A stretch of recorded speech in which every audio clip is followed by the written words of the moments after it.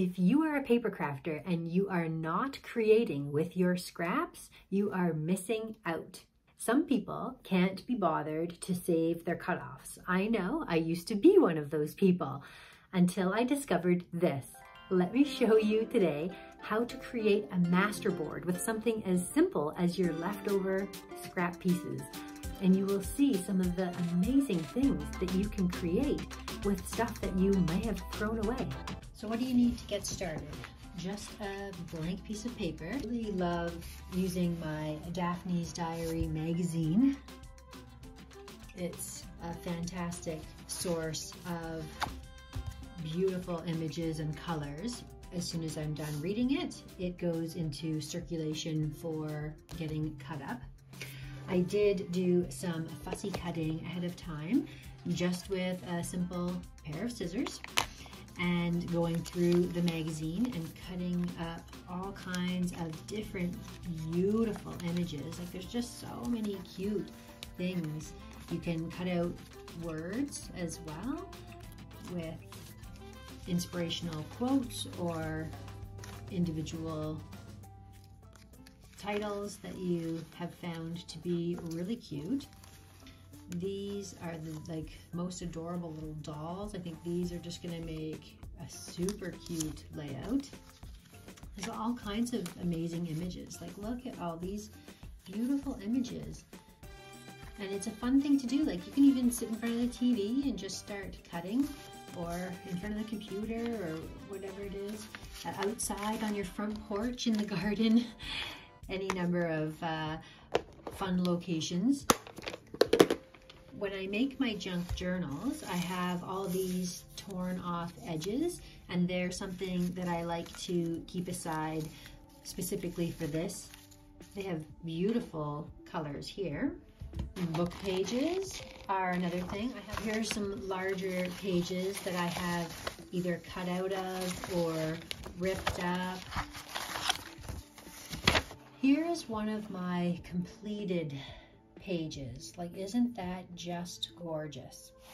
And I can go through and systematically cut it up, or I can actually do a blind cut. So today we're going to do both those things. I've created more than one. Here is a second one that I have created. So much cuteness. And with this, one of them will do a systematic cut and one of them will do a blind cut, and then you can decide which you prefer. But before you see where we're going to end up, I'm going to show you where we start, and that is with collaging your simple materials that we went through. So I'm going to come in with a simple piece of waxed paper to be able to run my glue stick across. So let's do the whole page. So you can do this a variety of ways. You can actually work on the edges like this, where you don't have to cut the edge, where you just are going to glue directly down onto the edge. Or you can go overlapping the edge and then work around by cutting off some of the leftovers that are overhanging. This is beautiful paper, and you're going to want to vary the directions that you go, and you don't really need to put much thought into it. In fact, the less thinking, the better.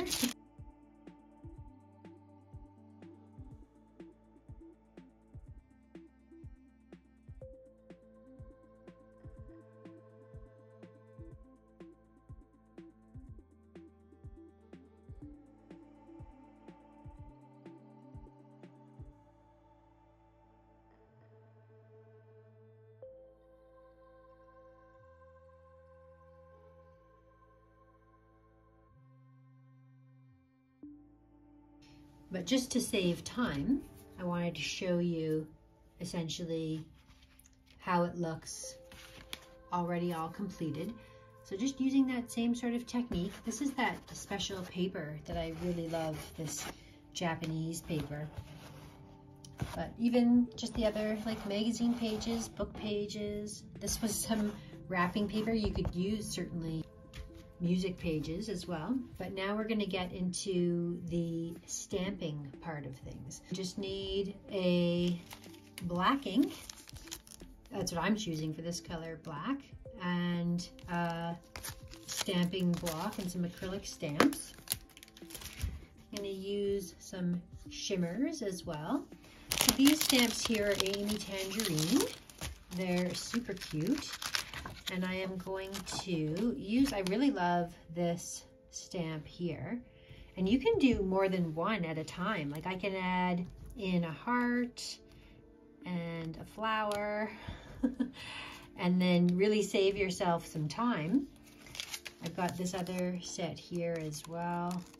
You could even use a star, something.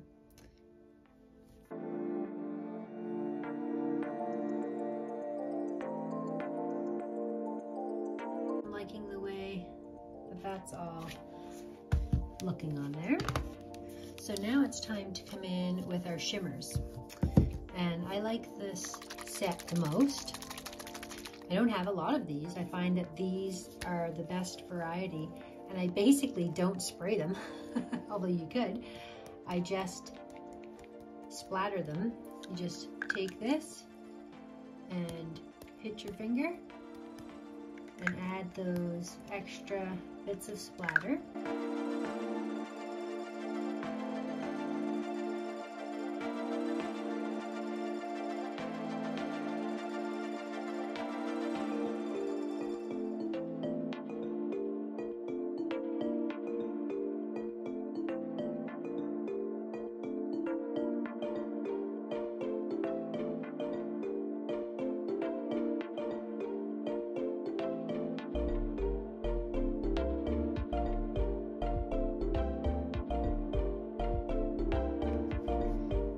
You can also spritz them. Like I'll give you one in the center here because it's got a pretty decent spray there. So now we just have to let that dry, and then we are ready to add our ephemera. So while that's drying, I told you we're going to do a controlled cut and a random cut. We are going to set up our paper trimmer and we are just going to randomly cut. I don't know what I'm cutting through. I don't know where I'm cutting. I'm just kind of going more shapes.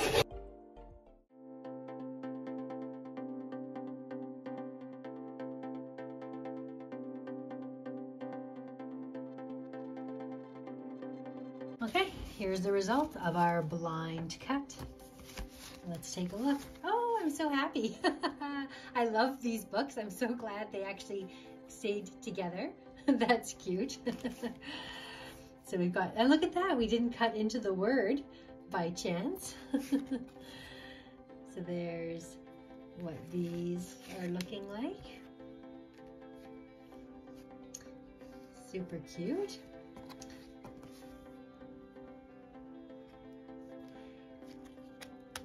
I will go around after and potentially ink and stitch, definitely, the edges. I'm surprised at how many things actually were left intact. That's a cute one.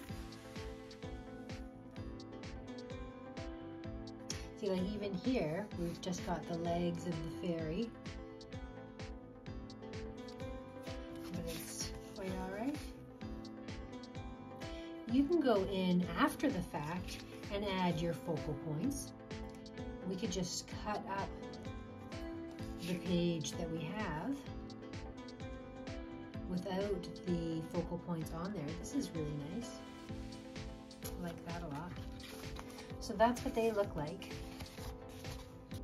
Now let's see if we are going to cut where we know what it is that we're cutting. How is it going to look different?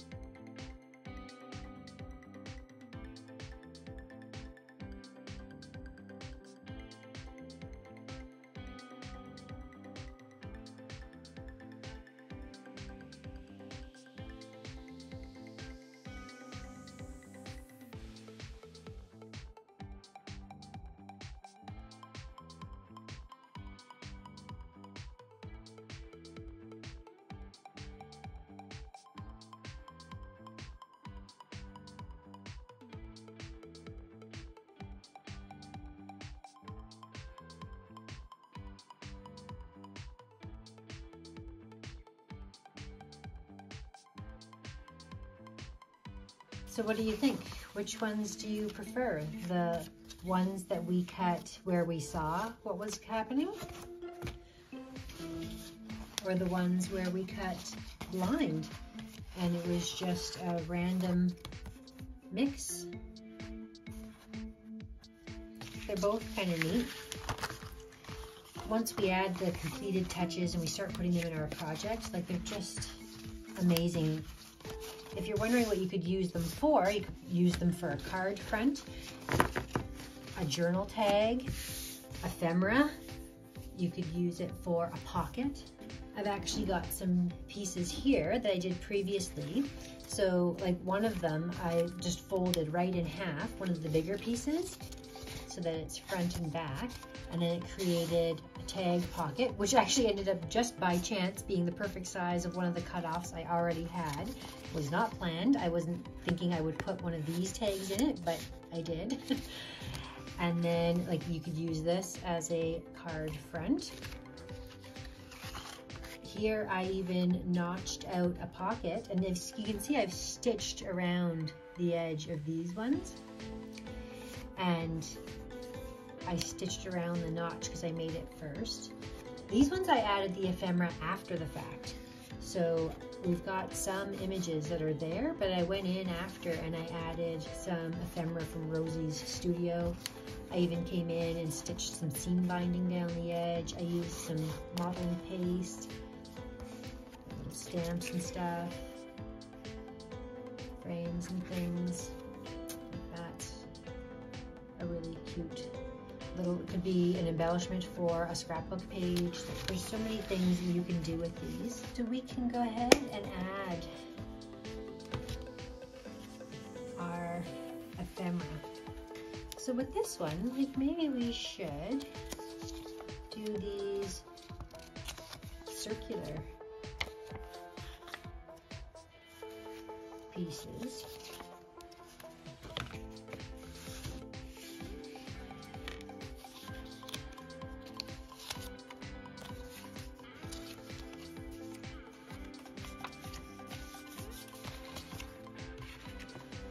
So we could just glue down all of these images. I decided actually before I did that to come in and just stitch randomly through all of the circles just to give an interesting look and texture to the page. So I'm just coming in and gluing the last couple on the page here.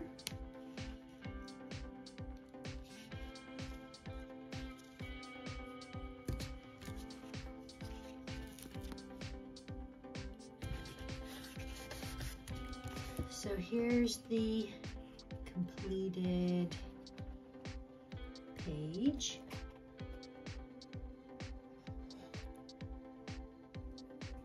Now it's time to start cutting. Okay, so we're gonna do blind or planned? Let's do blind. All right, let's see what we ended up with. So that's a cute one.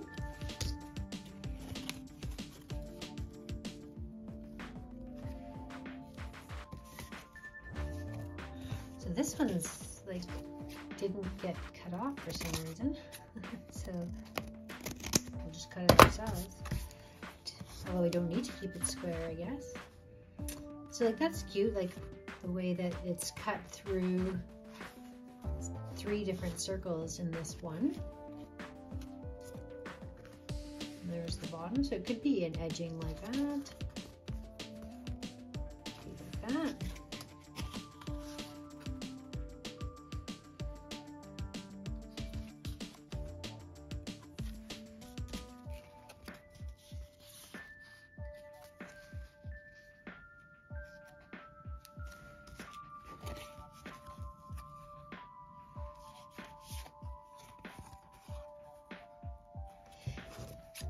It will really bring them together once I've stitched and inked the edges to make it look like a complete sort of project.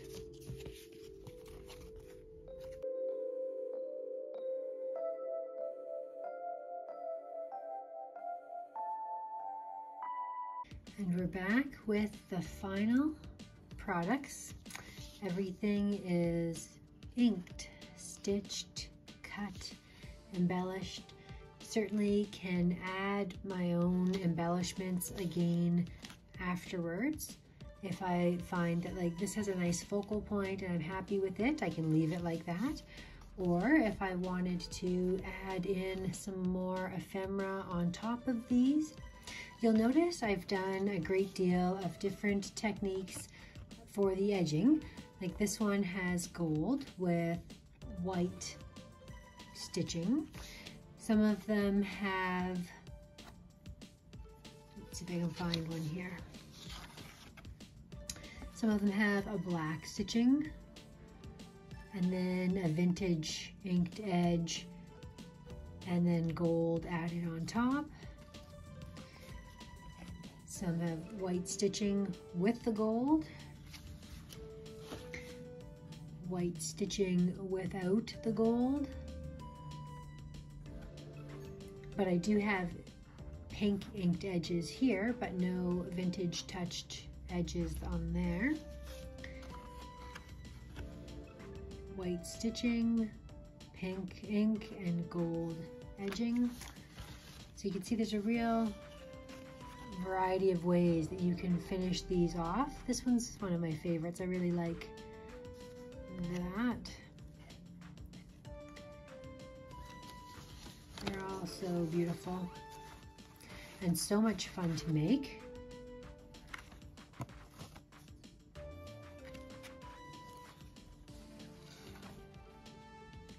We really made a lot in this tutorial.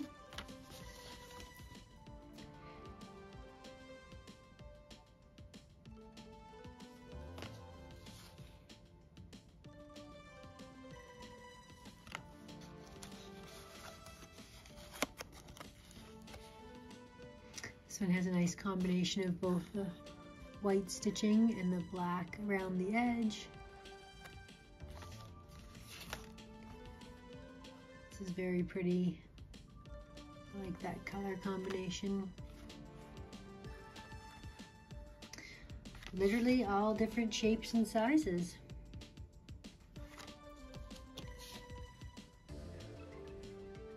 Nice soft pink edges.